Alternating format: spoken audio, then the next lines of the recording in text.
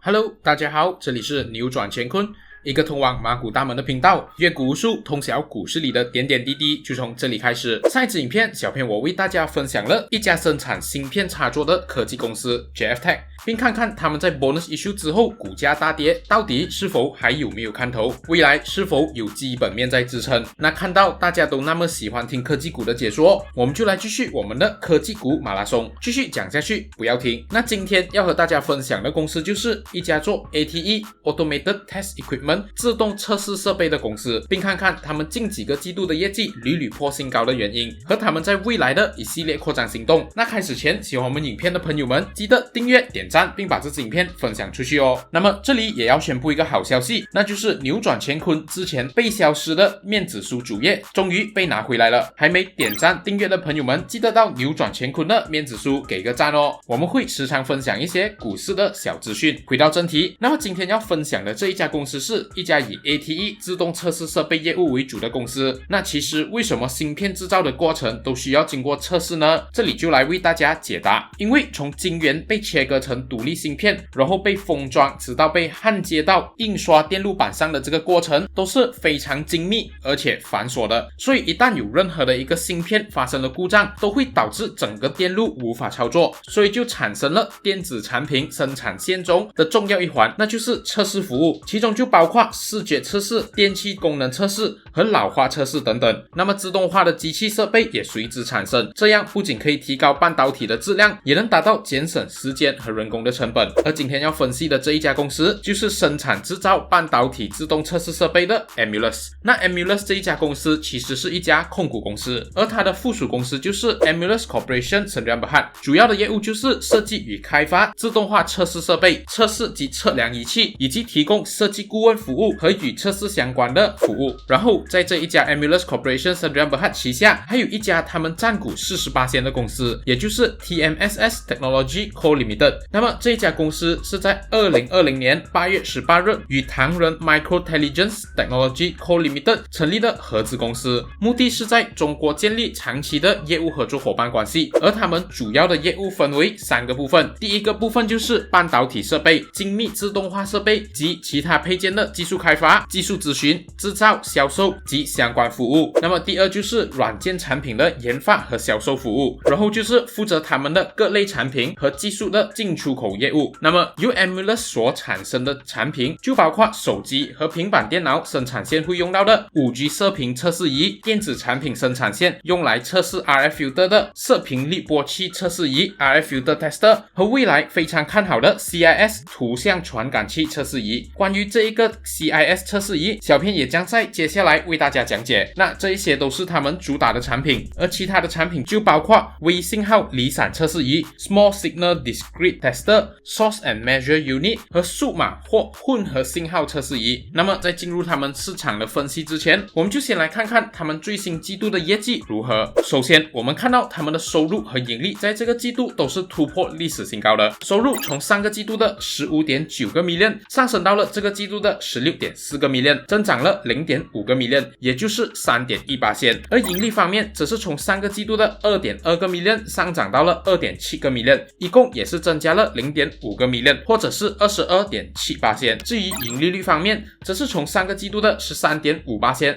上涨到了这个季度的 16.6%， 可谓是不错的成绩，而且已经连续4个季度都在成长。其中的原因就是因为市场对他们产品的需求有所增加，而且目前已经进入开发阶段，所用到的费用如今也开始减少。此外，我们可以看到如今的 Emulus 也是一家净现金公司，他们拥有 24.6 个 million 的定期存款和 4.9 个 million 的现金储备，也就是一共 29.5 个 million 的现金。而债务方面则是由 17.7 个 million 的长期贷款和 9.9 个 million 的短期贷款，这也就代表他们拥有大约 1.9 个 million 的净现金，而且他们的营运资产也从之前的35个 million 上升到了这个季度的40个 million， 这也证明如今公司还是不断的在扩张。但是随着不断扩张和业绩增长，小片也注意到了一项事情，那就是他们的 Trade Receivable 应收账款也随之上涨，从2020年的第一季度的17个 million 一直上涨到如今的 35.4 个 million， 所以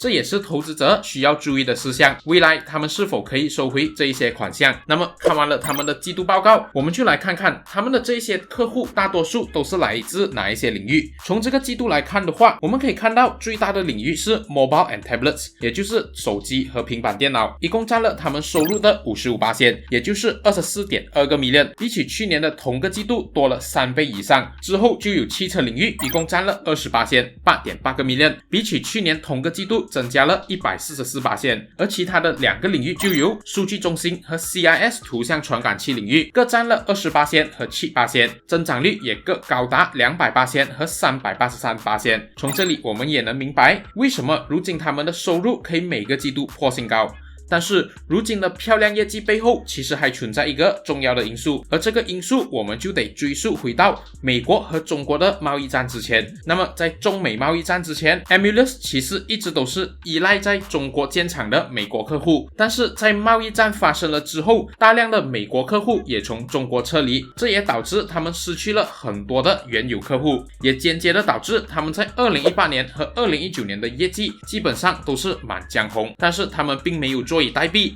意识到了这个问题之后，他们也及时的做出了反应，也就是在2020年的最后一个季度，与中国的唐人 Micro Intelligence Technology Co Limited 合资成立 TMSS Technology Co Limited， 进军中国的 CMOS Complementary Metal Oxide Semiconductor 互补金属氧化物半导体。那么从这一项合作成立之后，我们也看到中国所贡献的收入已经在增加，从去年的 11% 上涨到了今年前半年的 44%， 可以说是柳暗花明又一村。那么在他们众多产品之中，大家最疑惑的应该就是这一个 CIS Test 图像传感器测试仪，因为其他的产品例如 RF 射频，小编在之前的影片都有和大家科普过。那么今天我们就来说说这个 CIS 到底是何方神圣，为什么 Emulous 要进军这一个领域的测试仪。首先我们来看 CIS 的 C 代表的是什么，其实 C 只是一个缩写，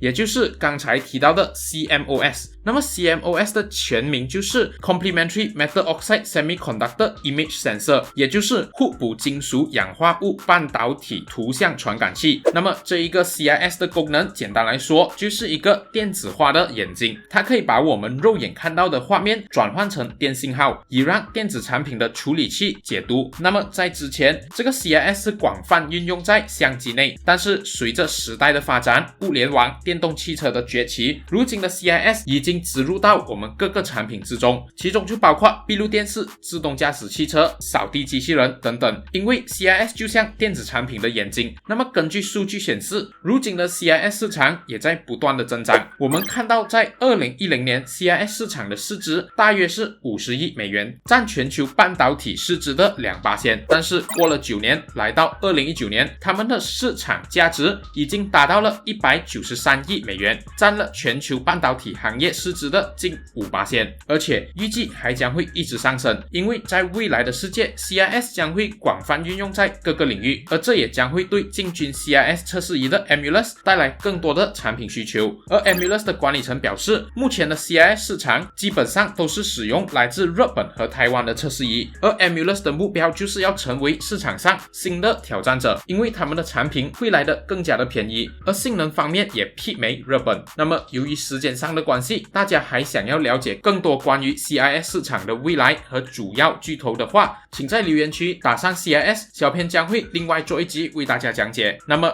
说完了他们 CIS 的业务，我们就来看看他们的利空，那就是和上一支影片介绍的 JFTech 一样，就是如今他们的 PE 已经是远远的高于他们同级 ATE 对手，如今他们的 PE 高达 81.6 倍，而其他的 ATE 公司例如 Mi、Greatech、Vitrox 和 Penta 等等的 PE 也只是大约在60倍左右，所以这也会导致一旦市场上或公司内部发生任何的动荡时，股民因为恐慌而抛售股票，或者是如今他们的业绩一直处于破新高的状态，一旦有个季度无法达到股民们超高的预期，这将会出现回调的迹象。尽管公司的表现已经是非常的不错，所以这些都是投资者要注意的事项。那么这里小编也有一项福利要发给大家，那就是如今加入扭转乾坤的看透股市交易群将会获得免费的10拿9稳马股分享会哦。主要重点分析股灾来临的征兆和当股灾来临时有哪10家公司是投资者必须注意的。感兴趣的朋友们可以在留言区点击连结，直接联系扭转乾坤的 Telegram 加入哦。